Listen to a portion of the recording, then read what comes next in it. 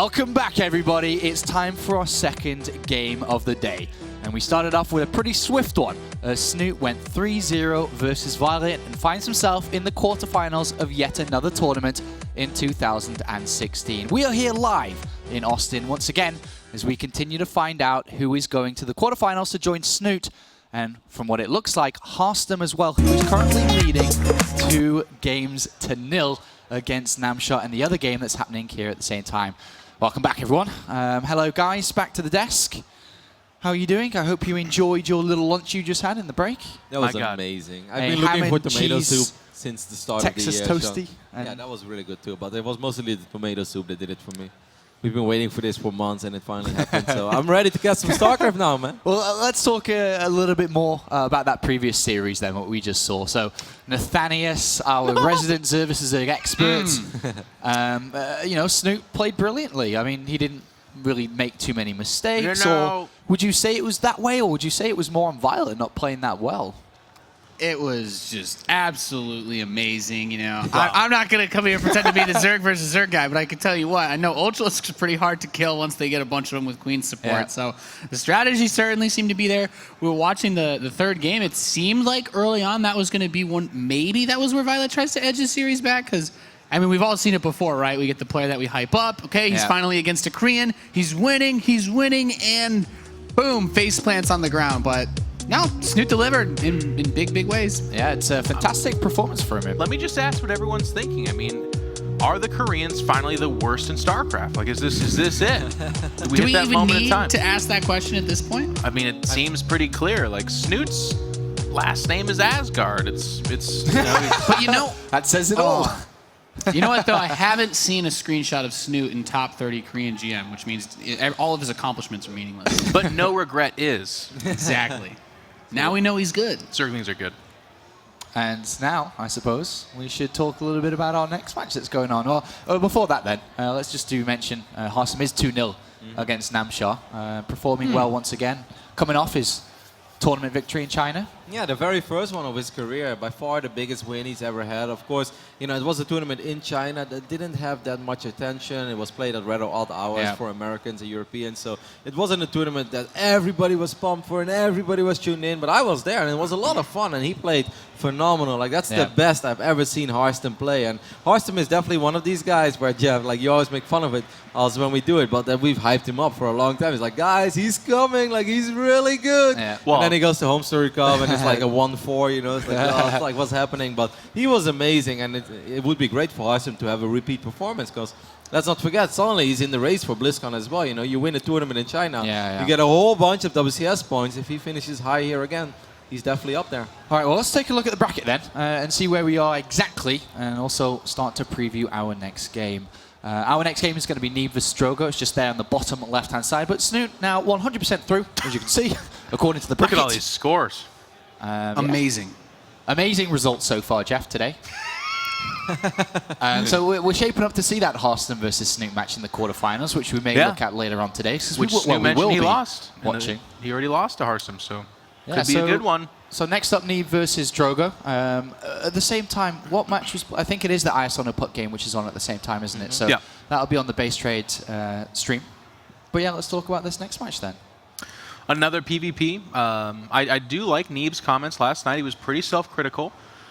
He did not play the most flashy and impressive. He is one of the more kind of macro game... I mean, there was an Oracle there, and certainly he'll be okay if it ends the game early. But for the most part, he's going to want to play kind of a long game. And like Kevin was saying earlier, PtitDrogo is pretty well on record as being like, oh no, he's way better than me, which is interesting because PtitDrogo is one of the absolute best foreigner players in then Protoss as well. Yeah, and he beat him last time. And then went on to win the tournament back in Leipzig. Yeah, the funny thing is that even when he won in DreamHack Leipzig, he said, like, I have no idea how I beat NeeB. Like, all my builds are from NeeB. Like, I learned from NeeB. And then he actually eliminated him 3-2. And apparently these are two guys that run into each other over and over and over again. Like, Drogo is kind of like a new school. And, you know, like the Cass, for instance, you know, like he's always playing ladder with the European server. And NeeB, he also always led us on Europe. So these two guys, they keep on running into each other over and over and over again. And I've been hearing hearing it from both sides, even before they knew they would play against each other. And I was talking a little bit with NeeB when I just saw him right now. I was like, you know, I like to hear what they think, right? Like, how do you feel about it all? And he's like, well, I like to play macro-oriented games, but at the same time, Drogo can be very aggressive. But I know that he knows that he can be very aggressive, and he knows that I know. He's like, so it's going to be really weird. He's like, I have absolutely no idea what to expect. He's like, I'm feeling all right, I guess, but he's like, it's going to be a pretty wild series. And that's what I'm expecting as well. Like, I really think this is going to be 2-3, 3-2 either way, but it should be really fun to watch it at least. And going off what Jeff said, Drogo is one of the better players. He's definitely had some, you know, so-so results. I think he's run into terrains which he's not so comfortable in the last couple of tournaments, but this surely is a hell of a match to get excited for. It's a crazy match, and just this area of the bracket that we were looking at, whoever wins this, I think, based off of previous performances, is going to have a pretty hard time going against probably would be Puck, or even Iasona, who was able to take out Kellizer, who had a lot of hype around him. So it's not like you win that match, like, okay, you really only have one or two soft opponents to go through. It's like, no, you're playing NeeB, the top American player, versus the guy that, you know, won DreamHack Leipzig. And then if you beat that, you've got Puck, who also was able to tear through guys like Hydra in the qualifier for tours as well. But surely there's a lot to take from NeeB versus Huck that Drogo can bring to the series now, surely. Yes and no. Huck does not play like Drogo. Like, Drogo likes to be aggressive as well, but in a different way. Huck is aggressive very early on, you know. The question is, will he even saturate his natural? Will he even take a natural? And Drogo is more like, all right, obviously early game will be fine. We'll go up to 2 bases, but then when you're supposed to take your 3rd base, that's where things get interesting with Drogo. And from what I've heard and what I've seen lately as well, he loves attacks with a lot of Immortals and Sentries. So not necessarily let's go to Disruptors and play the game from there. And it is very different. So obviously you can always learn. You can take notes from the opening. All right, double gate here, double gate there, 2 Adepts or maybe 3 Stalkers into whatever. But it's such a different series that I don't think, even though it's the same matchup, it's going to be completely different games. And France has been a bit quiet recently, I think we can say, especially the way that they started the year, or so much, you know, ended last year and then came into the start of this year with the exclusion of Marine Lord in WCS for the next couple of months, Lilbo not being here, no Daishi either. It's this guy, Drogo. Yeah, and Firecake. And Firecake, sorry. No, but you're right. I mean, normally we look at 5 Frenchies in the top 8 over here. And we're like, all right, you know, is it going to be France or Korea this time? And it's definitely a little quiet, so it's important for the French. I mean, I'm sure O-Gaming is already going crazy. We know how it goes over there in Paris. They're like slapping their baguettes together right now, and they're getting in the mood. So I mean, there's reasons for it. I mean, and they still could catch fire. If Firecake beats Pult, that's a huge upset. Yeah. We know that Lilbo's getting ready for Warcraft 4, so of course we're not going to see a lot from him for a while. And that's for you gaming out there. I know that you guys already hate me, but it's fine. Daishi is a little bit hit or miss. Like, Daishi is in dominant form or not really around. And but they still have their power players. And again, maybe this is us talking about PtitDrogo going to the finals and beating Pult to win the whole thing. I think it's pretty cool to look at NeeB as well, just to be like, okay, so we really focused on him yesterday.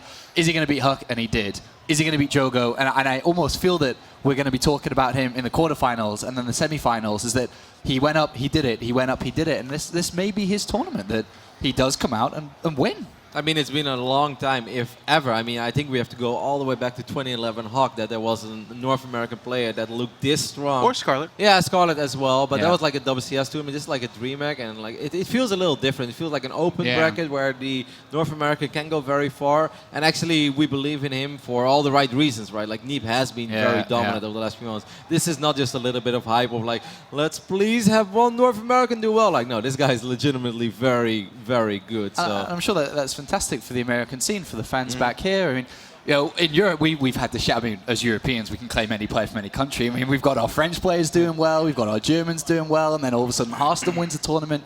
But for the American scene, the American players here, Nathanius has been an American, and I suppose this too is Jeff too. This is, you know, pretty exciting. It is also, like, from the American perspective of things, and you look at the players that you would pick to go the furthest, the 3 that I would have put on, you know, Puck, Hawk, or NeeB.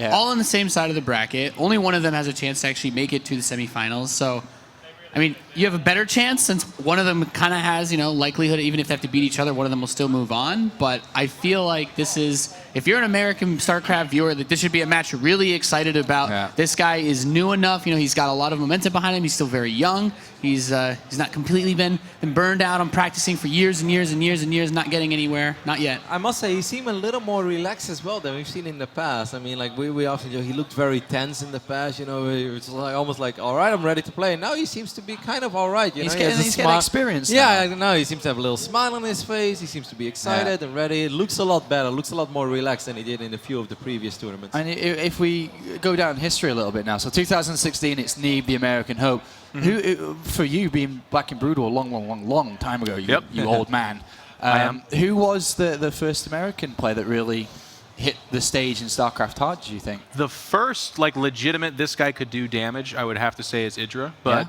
almost immediately on his heels, and then perhaps even surpassed him, Greg, you're probably not watching, but was Noni. Noni, who was at this tournament, actually, in his prime, was devastatingly good. And what's kind of cool, to be fair, yes, we have had few representatives, but I would even go as far as to say, over the years, when an American does step up and is that really strong player, North American have you, by the way, they actually are like in the very, very top. They're not just like okay, they're like, they actually challenge the Koreans. They become very, very good. So it feels like North America is seen as like this mediocre pool of players, and then one's like, that's all right, and then like they go Super Saiyan and they shoot all the way up to the top. So is NeeB that guy? It's obviously not fair to say that he is so far, but these are the cool little footnotes in history where it's like, you know, remember that time he went to the semifinals and he finally got over his fear and he's looking more comfortable. That's how it happens, by the way. Idra didn't just like appear on the scene and then win. That's not how it happened at all. He yelled at a lot of people. He quit out of a lot of games. He broke some keyboards. He had top ramen hair at LANs. You can see all these Google images if you search for his name. It took a while, and then eventually he became the Idra that we remember. And same with Tyler. Tyler was not always the best, and then one year he just hit his stride, and that was the year of Tyler back in Brood War. So what you're saying is NeeB should grow his hair out as much as possible. Well, that might be part of the power base, to be honest with you. Tyler never did have long hair that I can remember. But it's the new generation set of players, isn't it? Because at the start of StarCraft 2, we had a lot of Warcraft 3 players doing very, very well, and Brood War players doing very well, and now we look at, you know, players like NeeB and Drogo in this series. It's just like they are pure StarCraft 2 players. Pure StarCraft 2 players. And what's even cool, too, about NeeB is NeeB, people forget this, but it was actually only a couple years ago, he was a Terran player, and he just basically looked in the mirror, was tired of mediocrity, was just like, this is so bad. It's not worth it. Switched to the Brothers of Ire, and then since then he's been winning a lot of stuff. It's an amazing story. It's mostly Legacy of the Void, right? Like, even when Heart of the Swarm was out already and there were still a couple tournaments, NeeB played Legacy of the Void beta since day one. He played nothing else, had zero obligations, had zero things to worry about when it came to Heart of the Swarm. And pretty much right off the get-go, this guy was on the top of the beta ladder, and obviously ever since the game came out, he's just been a monster, Jeff. A monster. Yeah. Thank you for the sponsorship, by the way.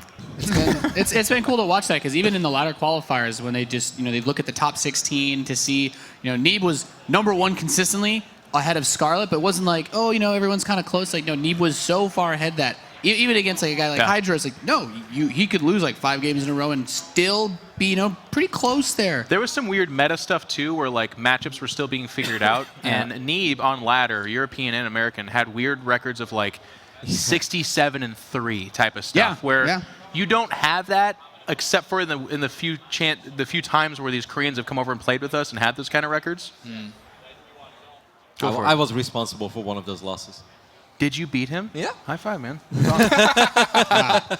Well, here is, of course, what are you Drogo doing on here? your screen. Commentating, Brett. Someone's got to do it, Jeff. The reigning... Oh, Stasio's having a beer already. Mate, it's only 2 o'clock. Is that him with a beer? Well, DreamHack downtime. We now know where it's been. Drogo, of course, you know, technically, well, he is the reigning DreamHack champion. He won back in Leipzig in the finals against Bly's. Here at the next DreamHack, obviously in between that. That was funny, by the way. It hasn't been as good for him. But Bly beats Hydra and Violet to get to those finals and then gets demolished by PtitDrogo. It's like, PtitDrogo, he should have actually bought him a pizza and a beer or something like that. So thank you for doing that. I mean, I did want to touch upon that a little bit, because I think the Muslim had an excellent analysis of that at Katowice, where you know, Drogo did not perform all that well in Katowice, but that was PvT, and he's never been traditionally very good in PvT. But all the way back then at DreamHack Leipzig, that didn't matter that much because we had adepts that two-shot at everything. So even when he went up against Marine Lord, it was correct. No, that was Showtime. He went against Utermo in the semifinals. I mean, adepts just killed everything. So we couldn't really see the weakness in his PvT. I do, however, believe that ever since then, right now with the new patch, now he's been working on it and it's legitimately a little bit better. But the fact that he had a little dip after Leipzig, that was not very surprising because We just didn't see that he was actually weak in the I mean, there's no turns in his side of the bracket. They're all Sean, on the other side. I agree with Kevin. He didn't deserve that win, and probably all the French players did. Yeah. Can we just? Kevin's actually spot on. Can we just get him out of here? Take his coat. I saw the grin you talked about last night. The grin where Kevin's smiling, but inside he's His really eyes are not smiling. His eyes are not. When did you guys gossip about me? Pillow talk, mate. All right, Nate. Sean! We're having a conversation tonight. I don't want to do this. He's like, can I at least be the big spoon this time? Just once. Shut up. You're always the little spoon. You know that. So, Nate, Roddy, you play and followed NeeB very, very closely over the last, several months. What is it about him that's so special? What is it, if you could pinpoint, if you even can pinpoint it? I don't know, man. He grinds a sick amount of games, but he seems very, very chill. Yeah, I don't know that there's like some special Because things. if you look at- he's like, if we look at players, like they have weird, unique styles, they do crazy stuff. Yeah. He's one of the guys I see that actually can use disruptors against Terran. Outside of that, he just plays really, really solid. There's nothing that's like, he uses this one weird trick. It's like, no, he's just really good. If you look at the Protosses over these, I mean, Got Naniwa, who was very build specific and would save things and use them and catch people off guard. And then you look at Lilba, who's super aggressive. He's more like a Showtime in a way, where it's just kind of solid all around. Either way, we are ready, Nate. We are ready to hop into the second match of the round of 16, and this PvP is going to be awesome. Yes, it is. We're loading the Dusk Towers. In the bottom left position, we have the red Protoss player. He's PtitDrogo. Of course, still the reigning DreamHack champion. Had a phenomenal run at Leipzig back then. But is he going to be able to defeat this man one more time? Last time it did end 3-2 in favor of Drogo, but this time this man wants to turn it around. He's representing Ting. It is NeeB. The North American hope, and pretty much, Nate, your favorite player at the moment. Oh, yeah. Which is bizarre, because we all know how much you love Terran. Yeah. It's funny, my favorite player is actually pretty much just about Ben. These What, is he going to steal both Protosses. gases? Oh no, he stole one already. For a second I was like, is he going to steal both here? I really think if you steal both gas, it's kind of easy to follow it up with some sort of crazy cheese, because your opponent just doesn't really have an answer to it. Fun opening already. I think that Drogo spoke about this, that he likes stealing gases. NeeB mentioned this to me as well. He's like, yeah, for some reason he always steals my gas. Drogo spoke to me about this build as well. Okay, so break it down. He walled himself out of his main base. He has no natural expansion. And he stole one gas, presumably to delay some sort of tech. Is that maybe to delay a robo? Is he going to do some sort of crazy cheese out of this? Well, the funny thing is, he spoke to me about it, but I forgot. Oh, yes, now I know what he's going to do. He's just going to throw a Nexus behind this, and he's going to go double Stargate, just blind double Stargate, and he's going to make a ridiculous amount of Phoenixes. Obviously, if you delay the gas of your opponent, he won't have a whole lot of anti-air. You have a couple Stalkers here and there, but you won't have Blink Stalkers, and good luck trying to keep your probes alive. So even though the Nexus is going to be a little bit later for Drogo, I still think he's going to drop a Nexus. Well, is this first target already? I still think he's going to drop a Nexus, though, because he doesn't have anything else out on the map, correct? He doesn't have a probe out on the map? No, I think the probe is still... What? Okay. Oh, so he's going to go Stargate, and then he's going to Pylon Rush as well with his Mothership Core. This is pretty bizarre, Nate. Okay, 4 pylons in your opponent's mineral line. I don't know, Kev. I mean, he's going to be able to drop at least one photon overcharge. He will be able to get a couple of probes. Obviously, if you're NeeB, you want to evacuate your probes immediately. This is a big investment, though. This is a massive investment. Pylon on pylon action going down here as that Mothership Core is still quite a ways away. Yeah, 2 Stalkers about to pop for NeeB, too. He'll get at least one photon overcharge off, but that's about it. I'm not sure if this was worth it for Drogo. I mean, the Oracle is going to be the follow-up. Obviously, there is no energy anymore for photon overcharge, so there is a good chance this Oracle will do some work, but... Just a very strange start to this game coming out of here. The Stalker is getting to work on the Assimilator. There's enough energy for a second overcharge from that Mothership Core as the Stalkers poke forward onto it. Pylon unpowers Warp Gate, so Warp Gate research is now going to be slowed. Yep. I think that other pylon is probably in range of this as well, but you don't want to photon overcharge that one because it's too low on HP. Now, the Oracle is the one thing that NeeB truly has to worry about. Let's take a look at the Mothership Core of NeeB. How much energy does he have? Well, NeeB doesn't have anywhere near enough energy. So this Oracle is definitely going to be able to do quite a bit of work. Drogo will expand finally. I guess this was worth it in the end, Nate. Yeah, very interesting start to this game. I haven't seen too much of this myself personally. I'm a little bit A little bit caught off guard by this. Oracle is going to swing in. There's the single pylon. 2-3 probes go down. Overcharge is triggered, but almost getting another probe there at the same time. Up to 4 now. Yeah, that's very solid though. 4, maybe 5. Look at all these low HP probes, by the way. But the Oracle is still alive. That's the most important thing. This Oracle can always come back, swing in again. He's got enough energy once this overcharge ends. He can actually go back in and get back onto the probes. So pushing them away even further, up to 7 kills now as the Stalkers come up. And NeeB finds himself down a probe. The Nexus is just about to finish for PtitDrogo. Yep. Drogo's going to follow this up with a Robo, by the way, so it's just a single Stargate this time, and he's just going to play a normal macro game. He's probably very happy with the amount of damage that he's done. He's only up a Worker. It feels like he's up more than that, though, but it's not. Now he's going to make a Void Ray as well. This game is crazy, Nate. Like, these two players are obviously going to mind game each other a lot throughout this series. This is what NeeB told me as well. He's like, I know what he likes to do. He knows what I like to do, but he also knows that I know what he likes to do. He's like, so it's going to be very weird. There's going to be a whole lot of mind games, and I think it's safe to say that we already see that here in game number 1, because this does not look like my average PvP, Nate. Nah, man. I mean, he's got those 2 Oracles still alive, which is so crucial for being able to get in, pick off a few probes here and there, and most importantly, punish any misposition, punish any mistakes that NeeB makes as far as where he puts his pylons, where he keeps his Stalkers, where he keeps his Mothership Core, and that's going to make it also hard, I feel, to extend out and grab that 3rd base at the same time. Yeah, pretty bizarre game so far. Drogo is up 3 Workers though, so I guess he's pretty happy and satisfied with how all of this went. Blink just now starting, that's pretty damn late. 5 minutes and 30 seconds into the game. There are PvPs where you already go up to 3 bases over here. Oracle somehow, some way survives as well.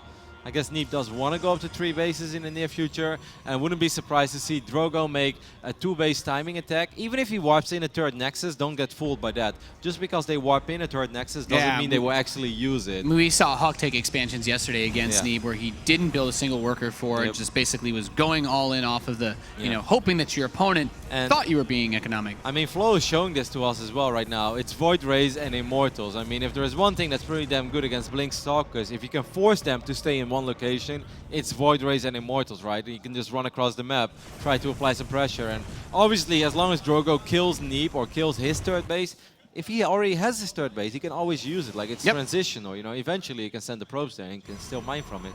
Yeah, I mean, there's only so much resource you have left in your main base by the time an attack like this would finish in your 9 minutes. The Oracles are going to swing back in towards the right side. Also important to keep in mind that even if they can't get too much more worker damage done, the Stasis Board is always an option. Very powerful. Already setting one up, and you know, you rally your probes. A lot of people click that middle mineral patch. 10 or 9 probes go down there, get stuck, boom, locked out of being able to do anything for 20 seconds. Templar Arca is being wiped in right now for NeeB, so he's going to be able to get access to Archons very quickly, which is really important, because if Drogo would decide to attack him, which I really think he will because he's got so many sentries, having a couple of Archons is useful, A, to break the force fields, and B, they actually do well against the Void Rays, and Stalkers do not. Stalkers really need to pretty much one-shot Void Rays, but if you click on Void Rays, when there are Immortals below it as well, all your Stalkers, they will disappear very, very quickly. Yeah, I guess it's so strange that he's continuing to just crunch out all of these Void Rays with 5 gateways on the way. I'm guessing, is this where he's going to make his play as the Warp Prism finishes and he moves out? Yeah, I kind of think so. I mean, he has a decent amount of workers. He's up 7 workers, actually. There we do see that Stasis being triggered. NeeB afraid there a little bit. You get an alert. You're like, we're under attack. You're like, what? And it's like, ah, okay, it was just a Stasis Board. Yeah, just a few probes. Yeah, I think you're spot on, Nate. I mean, this is an intimidating army. Like, how are Blink Stalkers supposed to buy time against this army? Every single time a Stalker gets in range, it gets one-shotted by these Void Rays, by these Immortals. This looks like a terrifying attack by Drogo, and I think it's going to be a very, very difficult hold for NeeB. He needs more pylon. Well, he's got 2. I guess that's decent. Yeah, but like you said, those same units that can kill the Stalkers quickly will also destroy the pylons very quickly. The Immortals have that firepower.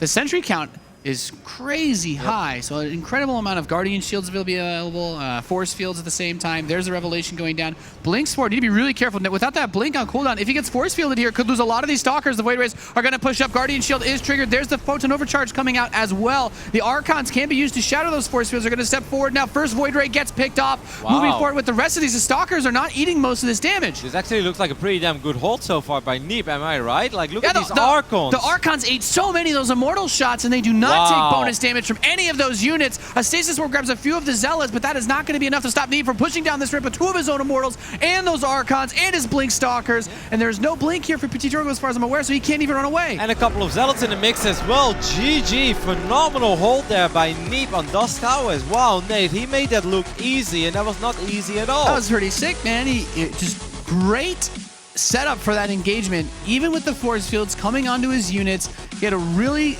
just getting those Archons out in time for that attack, that was so crucial. Not only can they break the force fields that would lock your army down, but you can complement that with Blink to move his Stalkers into a position where those Void Rays, they don't do a lot of damage versus Archons. Immortals, likewise. If he doesn't have those 2 Archons, that is a landslide victory for Drogo. It doesn't even matter if he would put those resources in any other unit. That would have been a very, very one-sided battle. The Archons, I was like, all right, that's the right unit, but is it going to be enough? Well, it turned out to be enough. Great use on Photon Overcharge as well at the right moment. You know, he didn't waste it, didn't get triggered.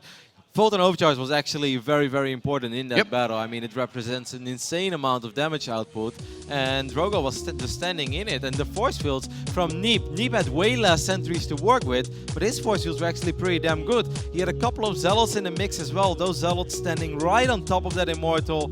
Phenomenal hold by NeeB, man. There's no other way to put it. Yeah, and even at the same time, it's also, we don't really get to think about this too much in PvP, but when the Archon attacks a Void Ray or something like that on top of those units, that splash damage is still going to hit everything else, so helps him hit pretty much the whole entire army at once. So very solid first game from NeeB. Kind of weird to see an attack like that, especially because Drogo made a few more workers than I expected him to make. He was at 59, while NeeB on the other end was only at 52. Now, of course, Immortal Void Ray is kind of an awkward army composition that is either extremely powerful or doesn't work at all, right? It's like one of the two. Either it gives you an amazing victory and you just barely lose a unit, or it's just like, okay, I'm stuck at these units, they're rather slow. It's very easy for my opponent to take advantage of my composition right now with eventually enough Archons, Charge Lords, Storm, etc. But still weird to see somebody commit that much to an attack while being up 7 workers and it falling so flat on its face. There's our awesome crowd here in Austin cheering. Little drone there. Someone showed us. They had like a little handmade drone. Super I think cool. I saw a little Nathaniel signature on it. Yeah? Yeah. Well, I've had my gas stolen enough times, but we can always be friends, Kev. That's the thing. I might not be best friends with the drones, with the Zergs, but we can talk sometimes. Yeah, especially when it comes in a little plushie, right? Then it's all right. Yeah. They look a lot more Well, you could turn any vicious monster animal into a plushie, and then it just becomes the most adorable thing ever. I'm waiting for the giant Ultralisk one.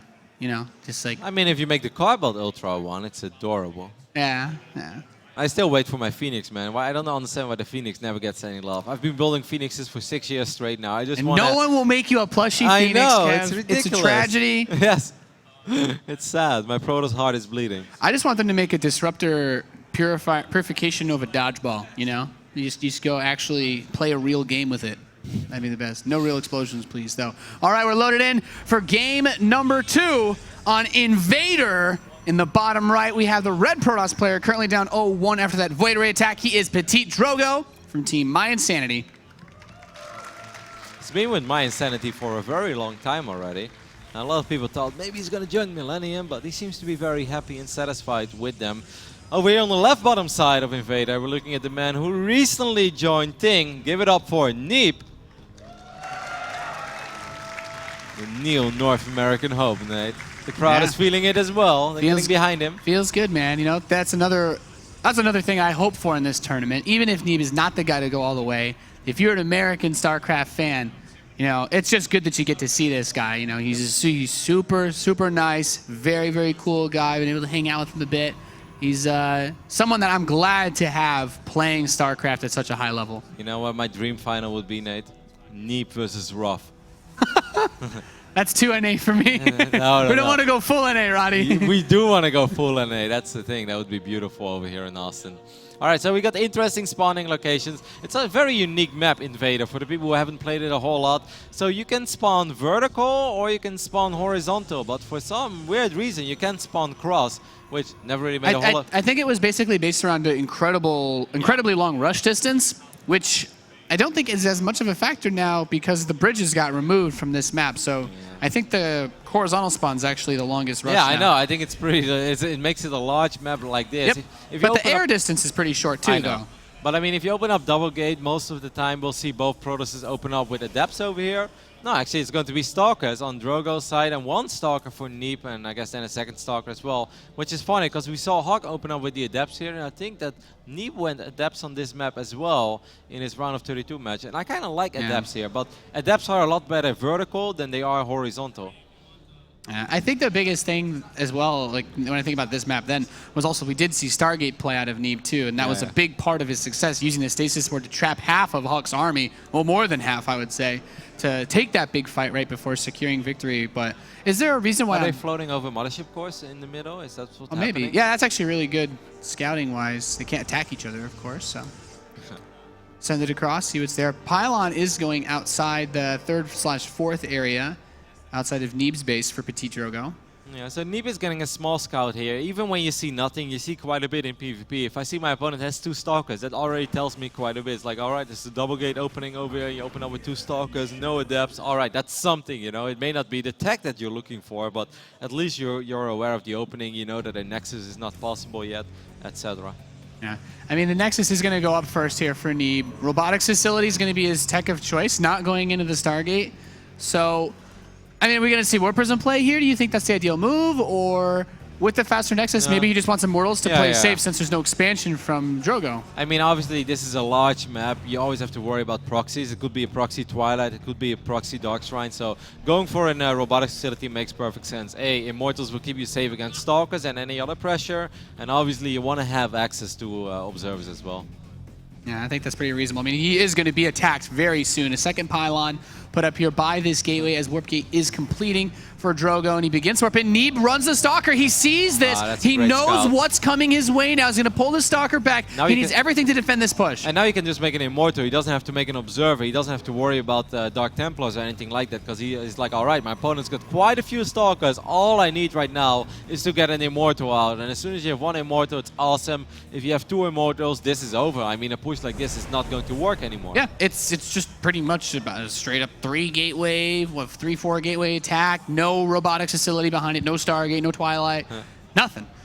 Drogo's getting 1 Adept. No, I think Drogo got 1 Adept. I like that he's throwing this Adept shade out just to keep tabs on where that army goes. If he were to have picked something up in a Warp Prism or run it to the rocks on the right side, he would know. And he comes up, picks off one of the Stalkers. Good force field, manages to grab 1 or maybe 2 on his the other own. one is stuck as well, so now the Stalkers come in. Photon Overcharge would be nice over here. You should really get that 1 Stalker, because somehow it got trapped.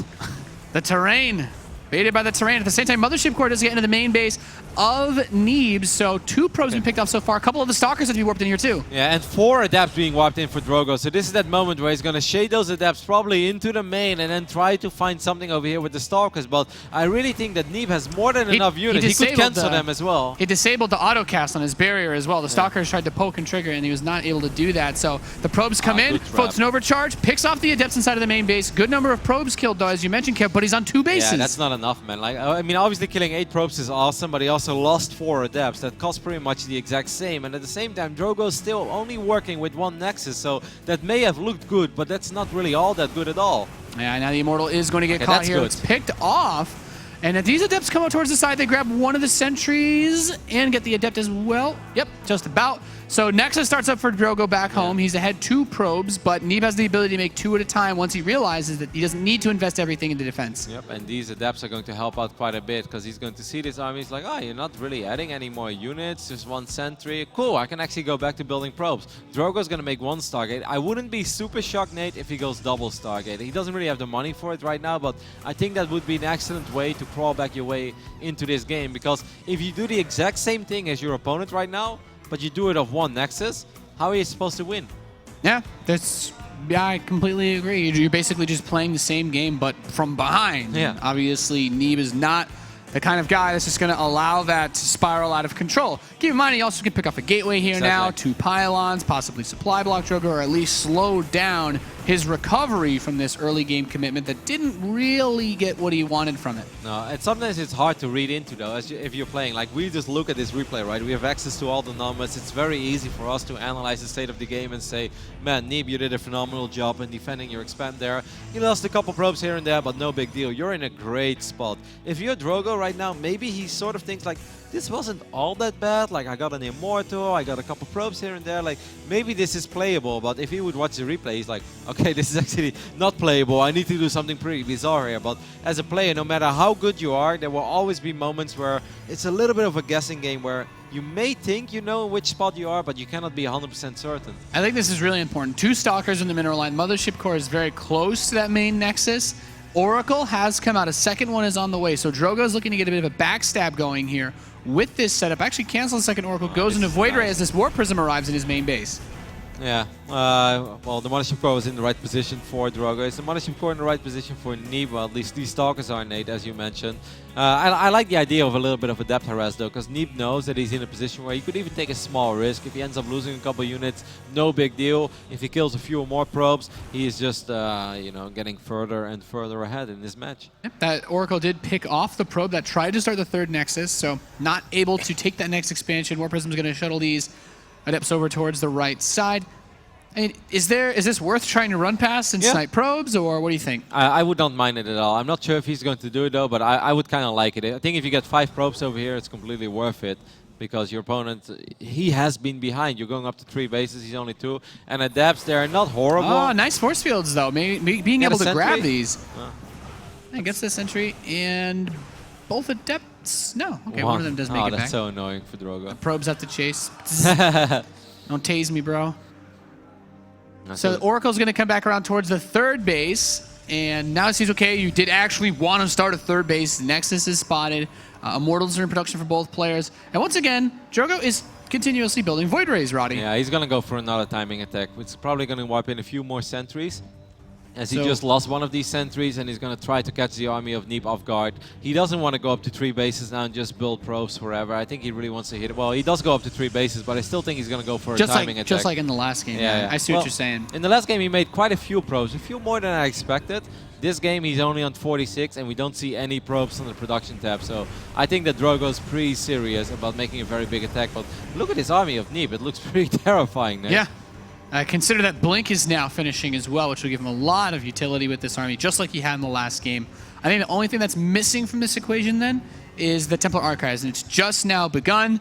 So assuming that this attack doesn't hit super quickly, he's not able to get a really good position on him, we should also have Archons on the playing field, which help tremendously against forces like this. Yeah, it's very rough right now, because if Drogo makes an attack, looking at the numbers, I don't really think it's going to work, but at the same time, well, he just made 5 sentries, so he's definitely gearing up for an attack. You do not make 5 sentries to just sit back for the rest of the game and let your opponent go up to 200 supply. But it's going to be hard. Then again, Invader is a map with a lot of ramps, so maybe he can somehow find himself in a good position, be on top of a ramp somewhere. Vision is everything for NeeB. As long as NeeB keeps track of the army of Drogo, I think he's going to be in a completely fine position to deal with this attack. And there's those Archons warping in outside back towards NeeB's base, so he has the full fledged force that he was looking to get in the last game to defend that attack. The Oracle just got picked off as well in that 3rd mineral line. He has a cannon to defend and help lock it down. And Drogo's is going to go into a Robo Bay. I think he recognizes what you pointed out, Kev. He cannot defeat NeeB if he tries to force an attack up a ramp onto that 3rd. Yeah, double Robo Bay. I do like it. I mean, Disruptors is an excellent way to get you to claw back into a PvP. It's pretty much the ultimate comeback unit ever. Obviously, I think if NeeB identifies this, then NeeB might just be the one who's like, all right, well, then I'm going to attack you. I'm not going to allow you to get up to 4 or 5 Disruptors.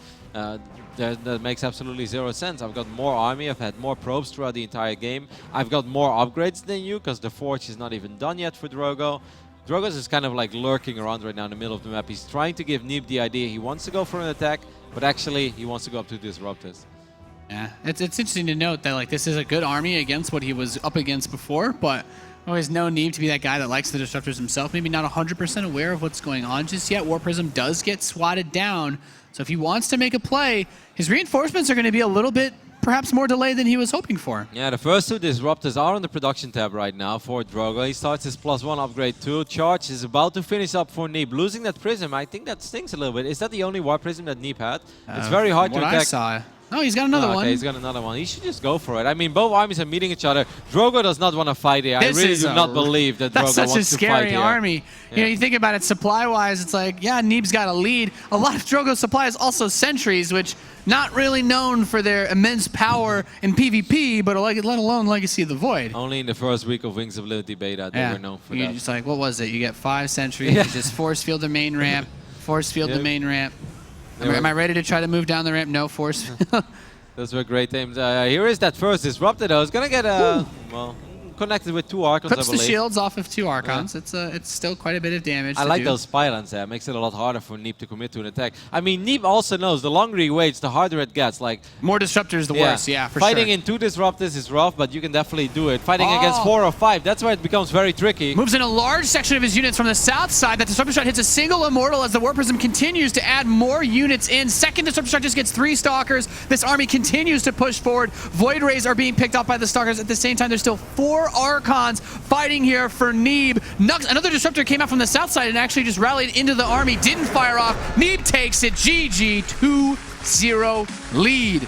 Beautiful engagement there with a lot of units. Yeah, a lot of units coming from the north side, a couple of units coming from the west side there as well via that other ramp. And that was very important because if he just attacks with his entire army at a clump and runs into 1 or 2 disruptor shots, that could really hurt. Then a time warp, photon overcharge, force field, it could all really mess with him. But NeeB just did the right thing there. That was an awesome engagement by him.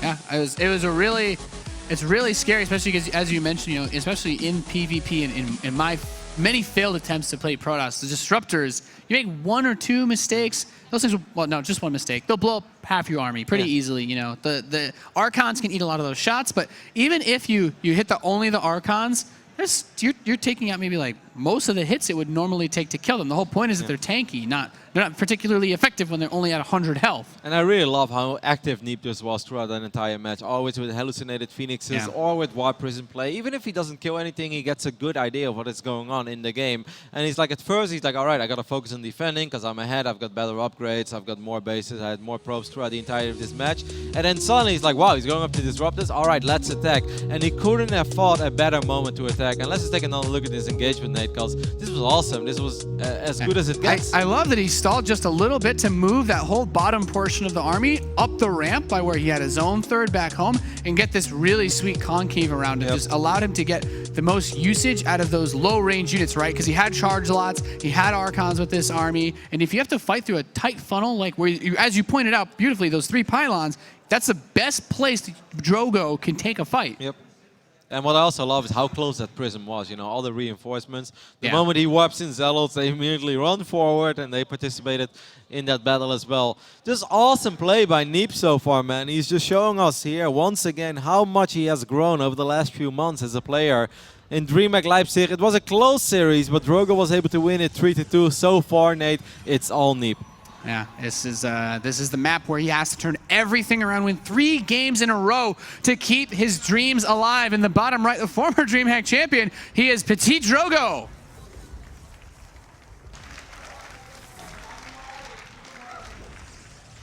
And on the top side of Brian Terraces, we're looking at the main base of our Blue Protoss. He's representing Ting. Give it up for NeeB.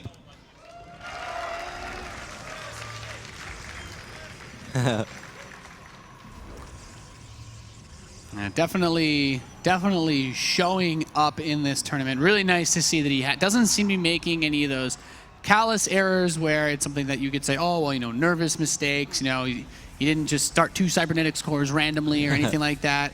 And we saw that actually have an impact on players recently in the stage. You know, think back, just, you know, Huck got +1 ship weapons in his game against NeeB yesterday without building a Stargate. It happens. We saw TY make 2 factories. 2 factories, in the biggest game of his career. That is when you know a Terran is not in a good place. If you ever build more than 1 factory, you have seriously goofed. Unless you're, I guess maybe if you're Bomber, it's TVT, you know. Make some Blue Flame Hellions. Yeah. Back in the days. Yeah. If you're Slayer's Boxer, if we go back in time, yes, 2 factories is actually pretty normal. All right, so it's a double gate opening once again. A relatively late scout. Did Drogo even scout at all? No, right? No, 0 scouts for Drogo? Not very late. So both players like to scout late here. That's interesting. Yeah, I guess I would ask you then, since you obviously play a lot of PvP, you watch good players. We talked about how these guys know a lot about the way each other plays before this match. Do you feel like we've seen that in this series? Yeah, that absolutely. we've seen some stuff that maybe normally wouldn't be in a game where two strangers go up against each other? I mean, I think game number 1 was very weird of Drogo, you know, with the gas steal and the full wall of and the 4 pylons. Yeah. Yeah, okay. And I mean, I think overall Drogo's style is a little bit different than what we see from a lot of other players. I mean, for a while it was all disruptors, but those days have gone indeed. There are still some Protoss players who just love to get up to disruptors and will grab any opportunity they possibly can to get up to those disruptors. But you just don't see it that often anymore at the highest level of play. What happened? Did everyone just get too good at killing each other before they could get disruptors? Yep, exactly. They just hit fine timings with Immortals, with Sentries. This is a very fun scenario, by the way, Nate. I love it. A double Adept against a double Stalker. This is pretty good for NeeB. NeeB didn't just blindly shade forward the second time. He takes quite a bit of damage on this Adept, but I still believe that if he wants to commit with these Adepts, he should be able to get at least 3 or 4 kills. Yeah. Those Stalkers have to run all the way back. He has 2 more that are just about to finish. No Nexus on the way, so makes this choice. Now, is he going to take that expansion immediately? He's got his Stargate finishing up, and 2 sentries get started for Drogo as he does take his expand. Yeah, Drogo does still have that probe on the top side, or what happened to the probe of Drogo? Does he know that NeeB doesn't have an expand yet? Actually, do not. Oh, no, he doesn't know. Okay. So gotten picked off by the Adepts. This is pretty excellent though by Drogo. He's going to be able to pick off both Adepts, I think. No, one Adept does get out there with 8 HP, but not losing a single worker, so having a Stalker advantage and just picking off an Adept, and the second Adept is almost dead. This is a pretty good start by Drogo. This is very, very solid so far. Yep, that Oracle is about to pop, and NeeB you kind of almost need this one to do damage, right? Yeah. Considering that his Adepts didn't do anything, he can't really afford to just fiddle around with this Oracle. He needs to go in, he needs to go ham. Yep, I wouldn't say like it's game ending if he doesn't kill 5 probes over here, but you're spot on, Nate. If you open up with 2 Adepts, you definitely always hope to do something. If not, you at least want to keep them alive and have a quicker expand, but none of those things happened. The expand was a tiny bit later. 1 Adept did get picked off, didn't really kill anything, so with this Oracle, normally you definitely hope for 3-4 kills. It's going to be very rough though. Excellent pylon placement. Double Photon Overcharge does not get the kill though. Yeah, pulled the trigger pretty fast on those. It's a Revelation that's used instead, and that might actually give him vision to spot the Twilight Council that was just started. I think he can see it, yeah. So based off the Revelation from the other units, that's actually very, very useful. First Oracle, still not getting damage done, but at least he knows what's going on. He is aware of the state of the game. Yeah, and it's not too bad. If we look at the worker count, it's 30 probes for NeeB, 31 for Drogo, and actually triggering 2 Photon Overcharge, that allows this Oracle to swing in again. Actually activated Pulsar Beam for a couple of seconds there, but did not get a kill. Yeah, so Twilight Council's wrapping up. It's much more similar sort of setup, I guess, that we're seeing this game compared to the previous ones where we had that bit of flip-flopping. Doesn't look like we're going to see Void Rays constantly produced here by our Protoss, our red Protoss at least. Wow, Drogo going up to 3 bases very quickly here. I mean, once again, think back of Dust Towers, right? Where we were 5 minutes and 35 seconds in and both players had like 29 workers. Over here we already see Drogo going up to 3 bases at 5 minutes and 20 seconds. So that's a very, very different ballgame. Yep, just constant Immortal production. Blink is very close for both of them. And I guess if you're NeeB, it's time to choose. He sees the 3rd base. I got to take my own 3rd. You really don't have another option, except once again, it's going to be later than his opponents. And you talked about this on Invader. How much of an impact does that have, being able to get that next up? Like, he's going to be starting it while his opponent's is over halfway done, close to finishing. It has a little bit of an impact, but the biggest difference is that the tech is kind of the same here, and on Invader they've had very different tech paths. So I think on Invader it was very worrisome for Drogo, and we saw the end result. Right now, obviously I prefer Drogo's position, but this is a pretty damn close game. I don't want to make it bigger than it is. Like, overall, everything has been a tiny bit faster for Drogo. A few more workers, a few more stalkers, a little bit of a quicker natural, quicker 3rd base. But other than that, Nate, it's that even. All right. So looking at the way that both players are setting up, then we do see NeeB trying to get a little bit more utility out of that Oracle, dropping a stasis ward somewhere on the map. So this will be able to catch anything that kind of runs around here. It doesn't it's not the most threatening position. If he's looking to attack here later on, then it's a very possibly useful or stasis ward in that sense, but I don't see how he's hoping to do harass with this. And there is an observer on top of the army of Drogo as well, so that could help him. I mean, it's a very quick Warp Prism there by NeeB. Drogo's making his own Warp Prism as well. It's really funny to see both these guys just kind of do the exact same thing without having vision of each other. But NeeB stopped building workers a little while ago. He's squeezing out one probe here, one probe there, but he's not making as many as Drogo anymore. He's putting a stasis at the entrance of the natural expansion as well. So if he tries to move this army around, he could be waiting, just try to bait him with one stasis ward, and then move in for a big harassment play. Good force fields. There is an observer, so the observer should spot the stasis. If he tries to blink across this too, then he could get caught by that. So Drogo's forced to play very passively in this position because of that. I mean, the biggest thing is that Drogo's army was just out of position, so these force fields were actually super useful. But in the end, NeeB does not decide to pull the trigger. Yeah, so that stasis ward does get destroyed. Something got caught by the one that was outside the natural, maybe it looks like. Reinforcement Immortal or something? Yeah, perhaps something along those lines. These Stalkers are going to come push up good once force again. fields.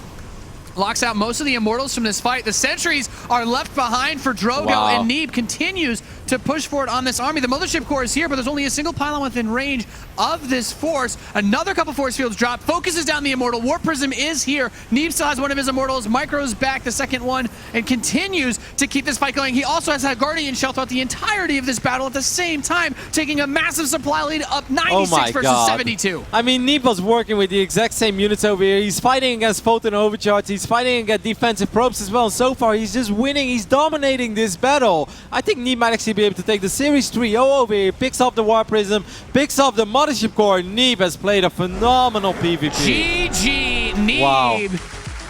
The Protoss player from New York going up 3-0 against the previous DreamHack champion Drogo in stellar fashion, Roddy. Excellent army movement there in the latest stages of Prime. Like, Drogo had a lot of eyes on the map. He was trying to find the army, but he just got outmaneuvered a little bit. NeeB going on the high ground, going back to the low ground, going back to the high ground again. Allowed him to drop great force fields. He picked off all the sentries without really losing anything. And then you pointed out as well in that battle, good pickups on those Immortals. He had Guardian Shield active throughout the entire battle. I mean, that is as good as it gets when it comes to fighting with Blink Stalkers, Immortals, and Sentries. That was awesome by NeeB. That was a very great series to watch. I think, I think we've done, it's nice that we get to talk a guy up like NeeB coming in. He's finally starting to get a bit of that recognition. He comes here, he's on the big stage once again. It's time to deliver, and he's delivering, man.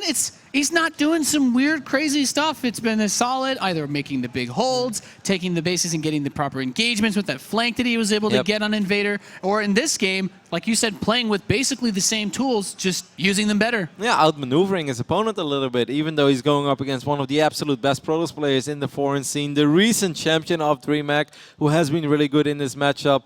I'm very impressed, man. He just went 6-1 against Hawk and Drogo. I mean, that's as good as it gets. Just great force fields. Just look at that. I mean, look at the Immortals in the back, barely used. That one had its barrier trigger, on as well. So it wasn't useful when it did eventually get focused down right here.